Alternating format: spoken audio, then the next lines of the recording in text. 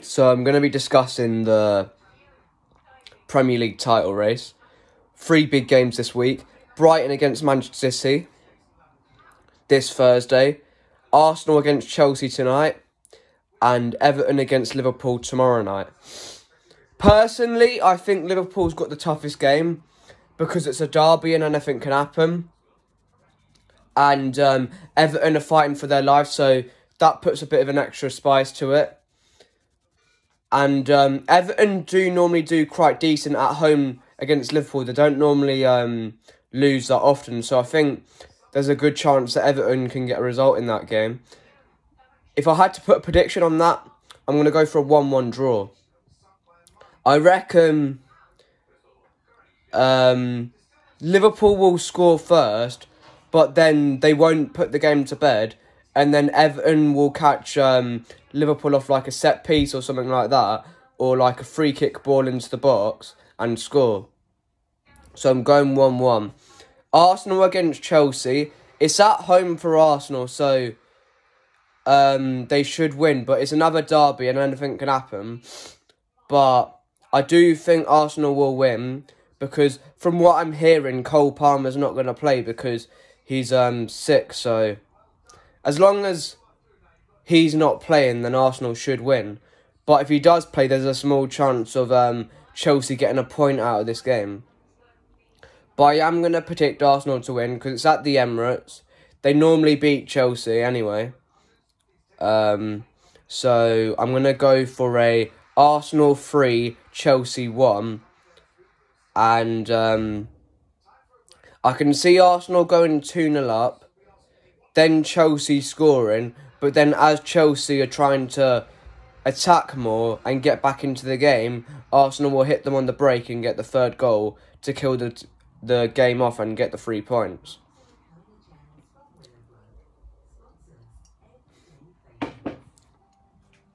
But I actually think Arsenal do have tougher games coming up than tonight's game against Chelsea. They have a tough game against Spurs on Sunday, which is a place they don't normally do well at.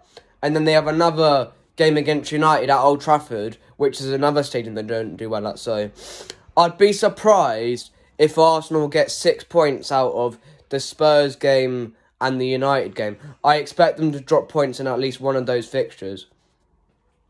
But if they get 6 points out of those fixtures, then they've got a very good chance of winning this Premier League title.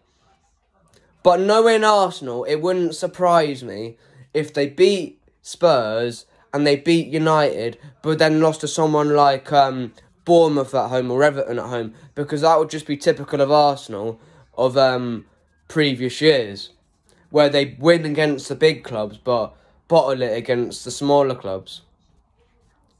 On to the main fixture of the week. Manchester City, champions of England, going for the 4th Premier League title in a row, which no one's ever done. This won't be an easy game. And especially with it being a Thursday night, it gives Brighton a bit of an edge. But because Brighton have got quite a few injuries, and they've not been as good as last season, I think we will get the 3 points. Because Brighton are not going to sit back like some other teams that we've played in recent weeks, and games that we've dropped points in across the season have been against teams that park the bus a bit more. So I'm confident we're going to get the win. I reckon it's going to be 3-1 City. I think from what I've heard, Foden and Haaland haven't trained. Well, obviously Foden's expecting a third child, so that's understandable. But I don't know what's going on with Haaland, because despite him still scoring like 20 goals, if he took a lot of his chances, he could still be on like 25, 30, maybe more. Because even though he still scored a lot of goals this season, he's been way more wasteful this season compared to last. He's been missing way more chances compared to last as well. And that's why he's got only 20 goals this season in the league compared to last season's 36. And of course his injury hasn't helped him either. I don't think he's been himself since that. I thought he was going to go on like a scoring run after those 5 goals against Luton in the FA Cup, but since then he hasn't really hit the heights. I don't think he was as bad against Real Madrid in the Champions League as everyone was saying, but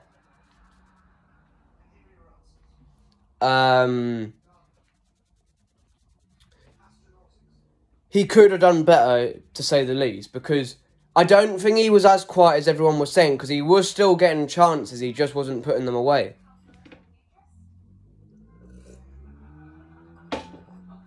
I don't know why I've got a 7-up addiction at the moment. But my prediction for Brighton City is 3-1. I've seen a lot of people like saying that we're going to batter Brighton. But Brighton away is not an easy fixture. Liverpool went there, dropped points. Tottenham went there, lost. I know Arsenal went there and won 3-0. But Brighton sort of played into Arsenal's hands. Because of the way that Brighton play football, there's always a possibility that they're going to get the occasional hiding. But because we play like a similar brand of football to them, they could play into our hands. But I don't think it's going to be an easy 3 points. Because especially that we've come off a tough game against Chelsea at Wembley. And we came off playing a full extra time with Real Madrid. So I think our players might be a bit tired. But because we've had quite a few days rest, I still reckon we're going to get the job done. I reckon 3-1. We'll go 2-0 up. Then Brighton will score. And then as Brighton open up a bit more, we'll kill them off and get a third.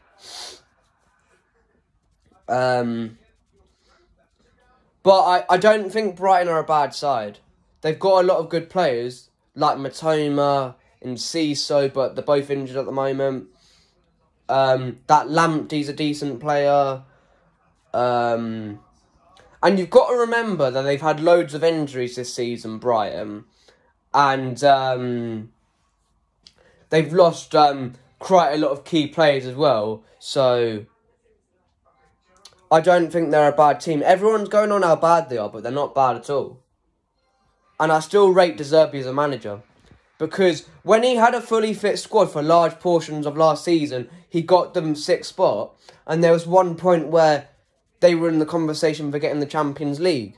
But they just couldn't get it over the line because they didn't have as deep of a squad as like Newcastle or Manchester United.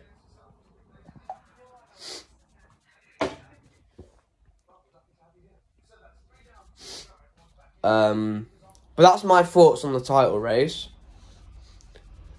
Put your predictions down in the comments for the 3 games this week. And I hope you have enjoyed the video. Like, share and subscribe. We're getting closer to 340 subscribers, so I hope you can help me reach that mark. I'd massively appreciate it. And I'll see you guys in the next one. Bye.